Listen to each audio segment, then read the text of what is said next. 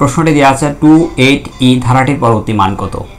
এখানে যে অপশনগুলো দেওয়া আছে এর মধ্যে থেকে 14 সঠিক উত্তর, কিন্তু আমরা এটি বুঝতে পারছি না।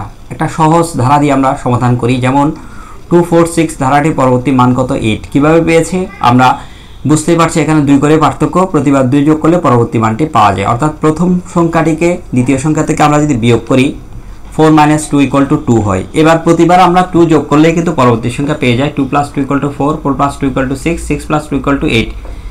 এই 8 উত্তর পেয়ে গেলাম। ঠিক একইভাবে আমরা এই ধারায় চলে আসি 8 - 2 = 6। এখন প্রতিবার 6 যোগ করব, 2 + 6 = 8, 8 + 6 = 14।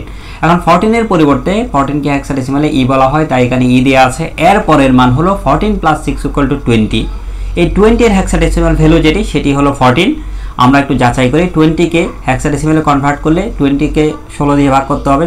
হেক্সাডেসিমালের ভিতরে 16 দিয়ে ভাগ করলে 16 কে 16 ভাগশেষ 4, আবার 16 দিয়ে ভাগ করলে ভাগ ফল হচ্ছে 0 ভাগ যাবে না, আর ভাগশেষ 1, তাহলে এখানে আনসার পেয়ে যায় 14। এভাবে 20 থেকে আমরা কনভার্ট করলে 14 পেয়ে যায়। এখন এই কাজটি আমরা সায়েন্টিফিক ক্যালকুলেটর ব্যবহার করেও কিন্তু করতে পারি। যেমন সায়েন্টিফিক ক্যালকুলেটর আমরা ডাউনলোড করব, অথবা আমরা সায়েন্টিফিক ক্যালকুলেটর যখন নিব তখন মোড বাটনে প্রেস করার পর আমরা বেস n এর মাধ্যমে নাম্বার সিস্টেমে চলে আসব। তারপর হেক্সাডেসিমাল বাটনে ক্লিক করব।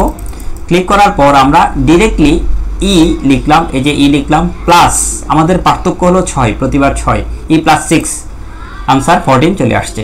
এভাবে সরাসরি আমরা এই উত্তরটি সায়েন্টিফিক ক্যালকুলেটর থেকে পেতে পারি। শুধুমাত্র প্রথম দুটি সংখ্যার পার্থক্য কত সেটি জানার পরে সেই পার্থক্যটিকে শেষ সংখ্যাটির সাথে যোগ করে দিলে আমরা আনসারটা পেয়ে যাই।